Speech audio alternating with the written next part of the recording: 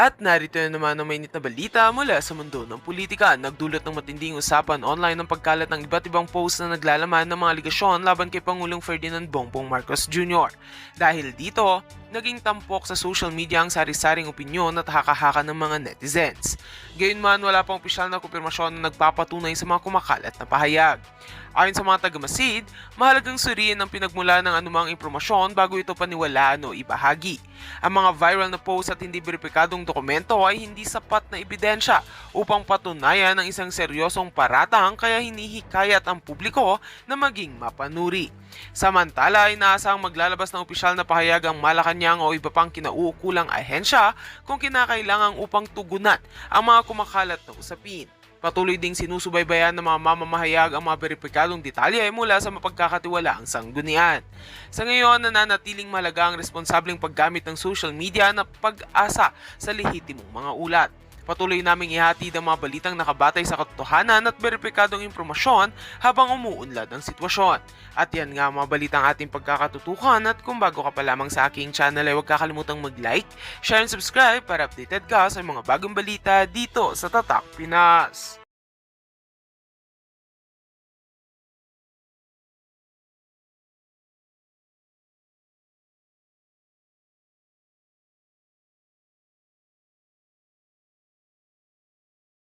Change, and another would be the upcoming impeachment trial. Well, in the case of the leadership change, no, for as long as the 12 remain solid, 12 sila, puwera si Bato, hindi rin naman magkakaroon ng leadership change.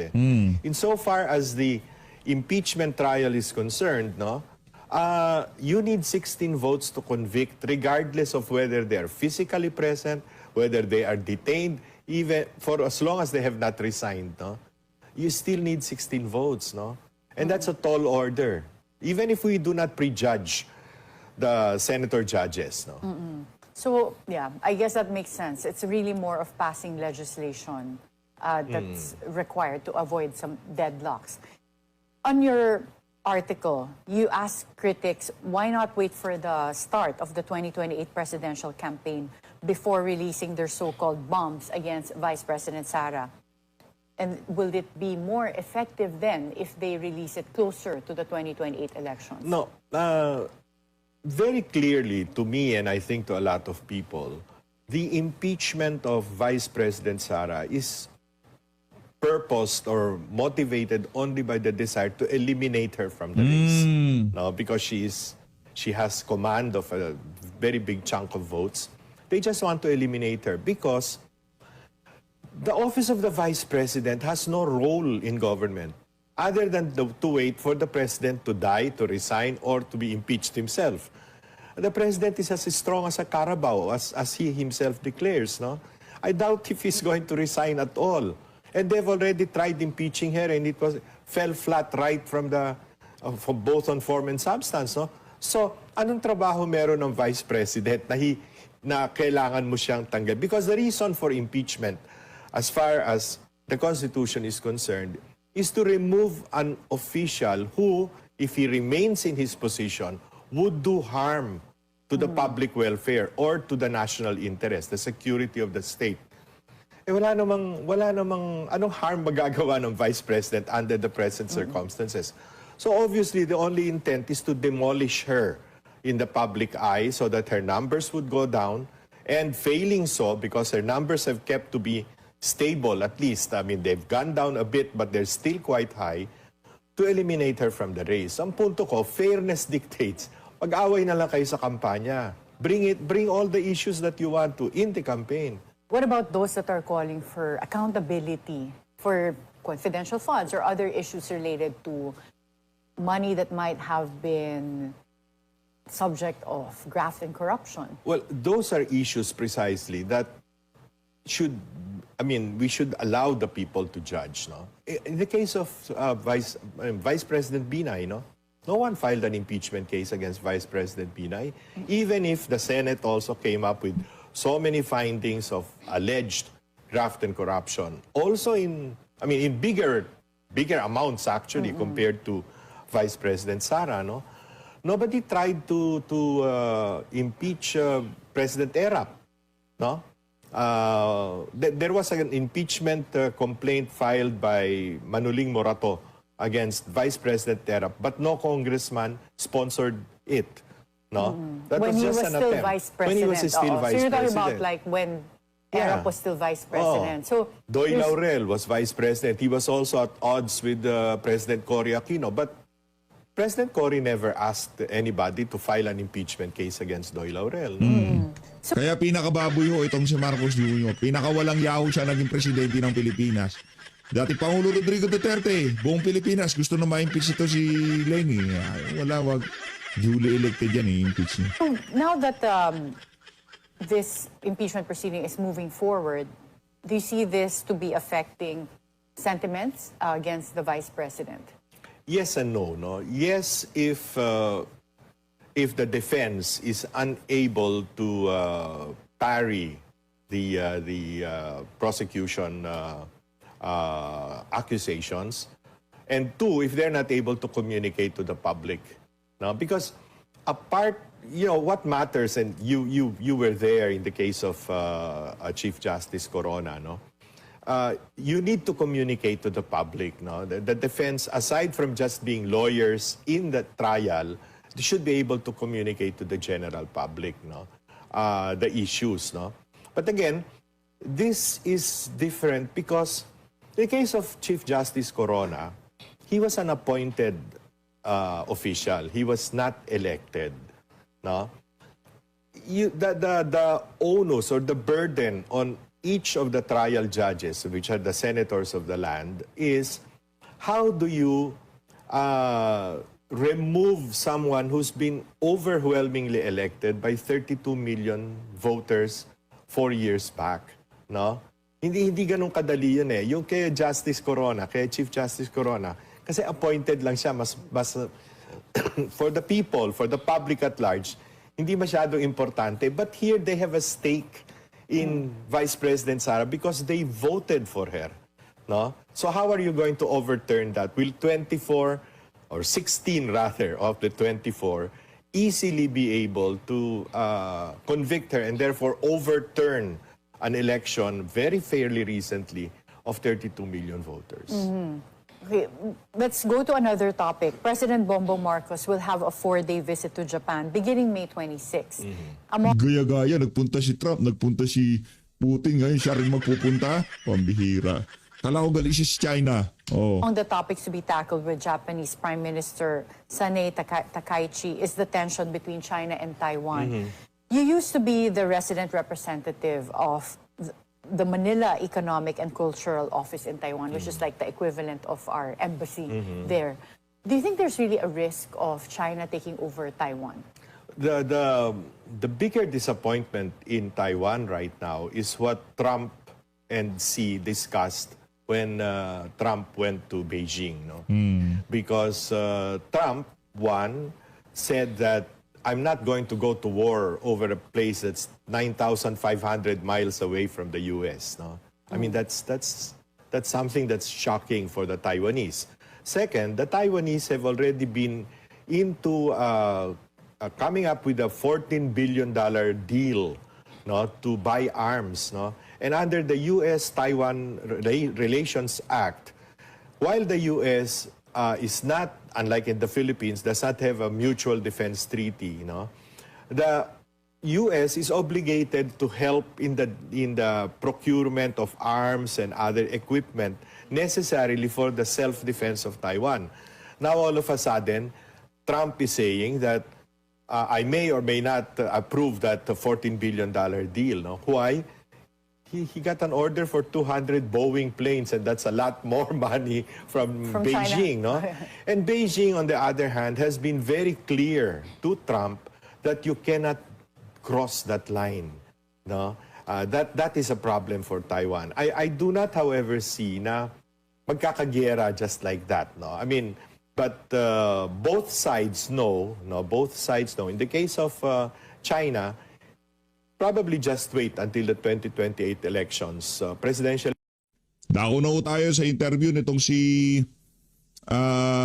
Attorney Israeli Tuturion dito kay Sir Henry Uri ng DZ RH. Attorney Israelito Torion, ang abogado po ni Senator Ronald Bato de la Rosa. Attorney Torion, magandang hapon, si Henry Uri sa DZRH. Hello, magandang hapon po sa iyo, Sir Henry. Yes, sir. And good afternoon also sa iyong mga Opo. nakikinig sa iyo. Yes. On cue na itong statement na ipinadala po ninyo sa akin at ang binabanggit nga po ninyo rito ay we respect the Honorable Court's action on the application for interim relief. At the same time, it must be emphasized with equal clarity that Supreme Court itself has stated that it acted only on the prayers for provisional relief. The principal and substantive constitutional issues raised by the petitioners have not yet been resolved and remain pending before the High Court in the main case. Dito po sa paragraph na ito na binanggit po ninyo, ang ibig sabihin po ba ay mayroon pa pong inaasahan tayo na maaaring maging desisyon ng Korte Suprema pabor kay Senator De La Rosa? Yes. Grabe mga yung Korte Suprema. Ayaw natin ayaw natin magkomento diyan kasi Korte Suprema yan eh, 'di ba? Pagka meron tayong mga question, meron tayong hindi na pagkakasunduan, diyan lahat binabato eh. Ngayon pagka naglabas ng ganyan, hindi pa natin sinunod para wala tayong kaibahan dito sa mga pinklawan at dilawan na to. Ngayon sa paglalabas ng ano na yan, ng desisyon ng Korte Suprema, wala ko tayong magagawa. Ganyan talaga ang buhay, di ba? Ilang maleta kayo. Joke lang kayo naman. Masyado mainit. See, this is an order only on the prayer for TRO. No? Hindi pa po ito sa substantive Dapat di na pala tayo nag-pray sa TRO.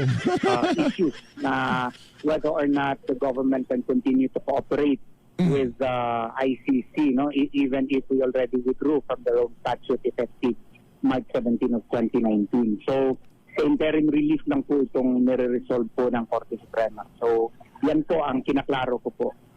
Opo. At dahil po dito sa inyo pong binabanggit na ito na mayroon pa, it seems na mayroon pa po kayong iniintay at mayroon pa pong inaasahan kayong mangyayari po from the Supreme Court, ibig bang sabihin ito yung kanya pong arrest warrant ay dapat ay hindi pa ganap na maipatupad habang hindi pa nadidesisyonan ng buo ito ng Korte Suprema? Tama po ba, Attorney? Yun sana ang stand namin, but I don't think the government will have the same sentiment on the matter. But kasi pending pa yung main case, pending pa yung issue sa Korte Suprema, all government agencies and branches of government should exercise the becoming modesty sana to await the final decision on the merits. Kasi hindi pa po ito on the merits po. Kaya nga gusto namin muna na matanggap muna yung decision, yung order mismo, written order, kaya para makita namin kung anong mga rason.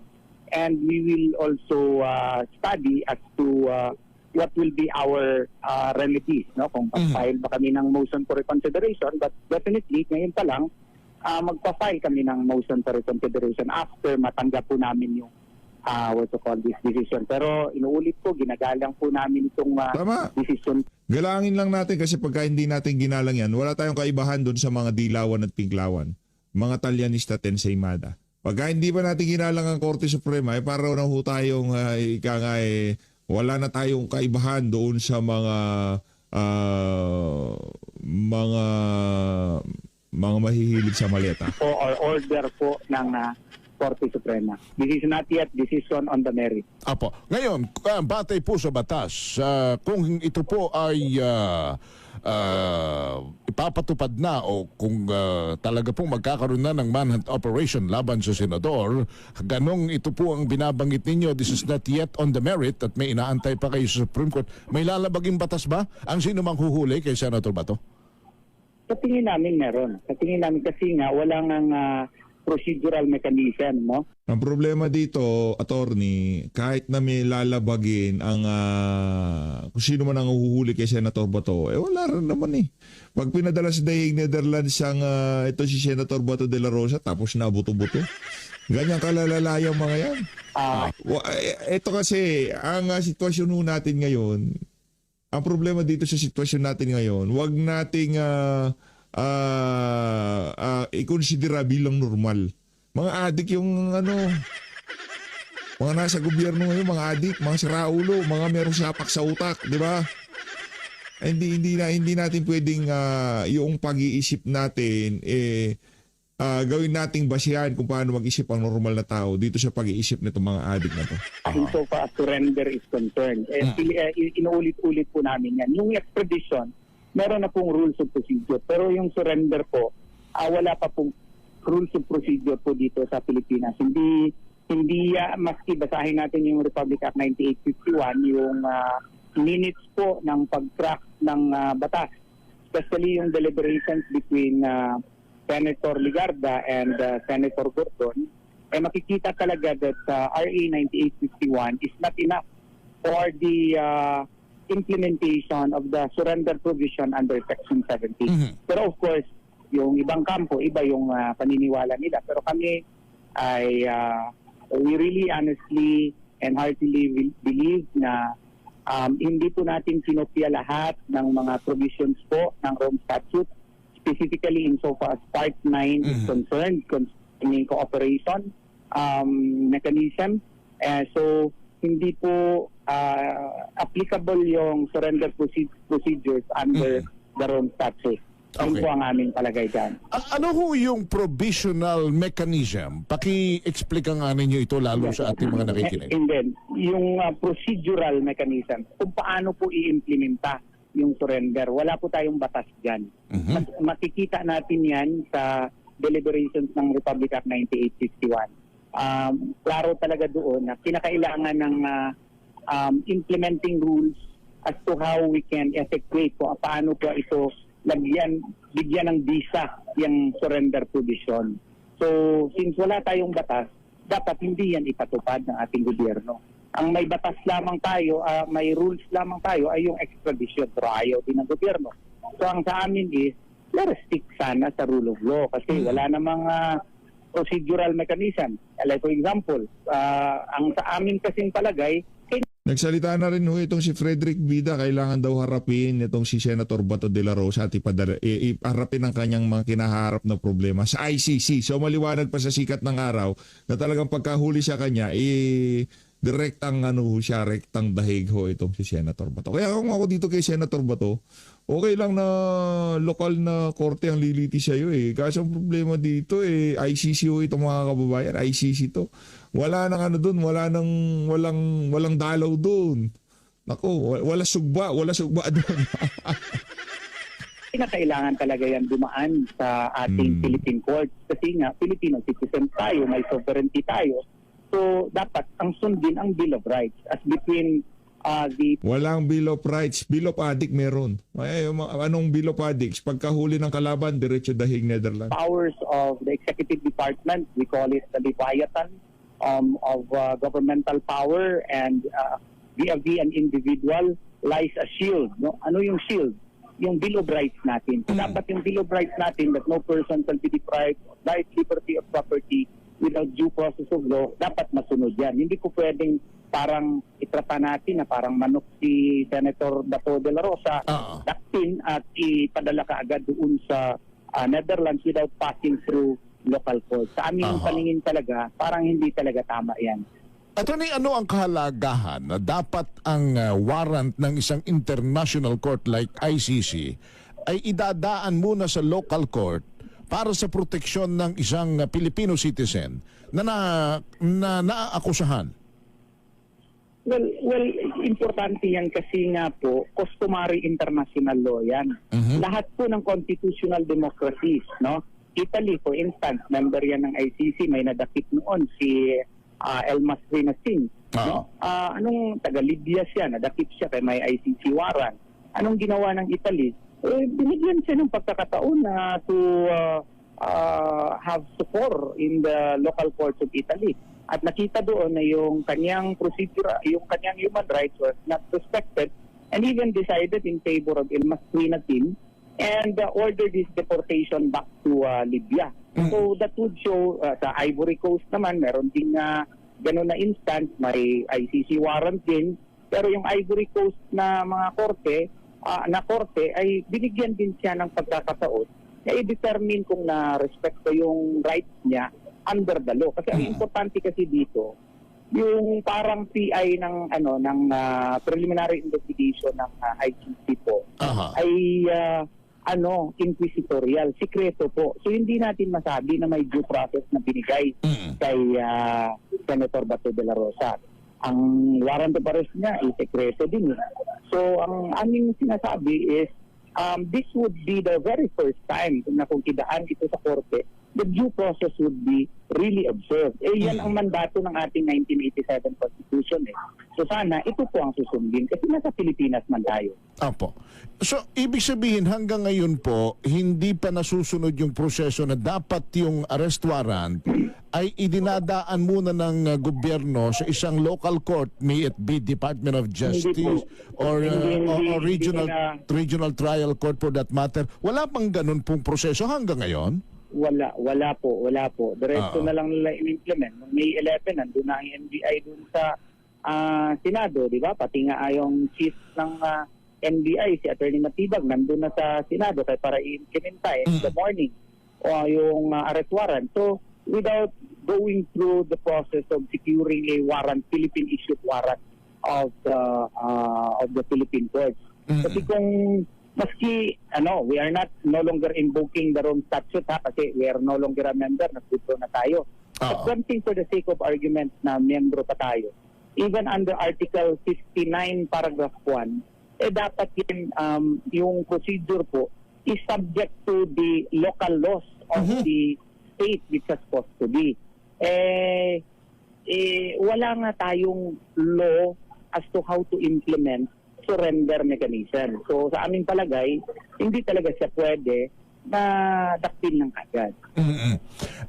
Isa pa ho, attorney, na naririnig nating mga reaksyon Teka muna, bakit ba ay kasi President Netanyahu at si Vladimir Putin may mga warrant of arrest yan Bakit naman hindi yan ipinatutupad? Ano bang ibig sabihin doon sa kaso ito naman ni Senator De La Rosa? Ang cooperation mechanism nga is subject to the laws of the local state. It's stated in Article 69, Paragraph 1 of the Rome Statute. Under Article 88 also, all member states are required to have their own procedural mechanism as to how they can, cooperate with the ICC. Wala tayong, procedure, wala tayong batas na define for how we can cooperate with the ICC via the surrender aspect. So, how can we implement that? Kaya nga sa Israel, hindi nila sinusunod. At yung cooperation mechanism nga is subject to the will of the state. Tayo lang po ang estado, tayo lang po ang bansa na mayroong practice na basta-basta na lang natin isurrender yung ating kapwa Pilipino doon sa isang foreign court. Exception po tayo itong ginagawa natin. This has never been done in any constitutional democracy. Lahat po dinadaan po sa local court. Tayo lamang ang hindi. And perhaps the question is why? Why our government is doing so? Because I think it's all political. Pwede kong magkamali, it's all political. Nakikita naman natin kung anong bakit yan nahihirapan nga tayo maski klaro yung issues, no? Ang sa akin lang is parang may kinalaman ng politika dito. Pero pwede ako magkamali. Okay. So now that you of course you formally received the tama ba? Not yet. Not yet.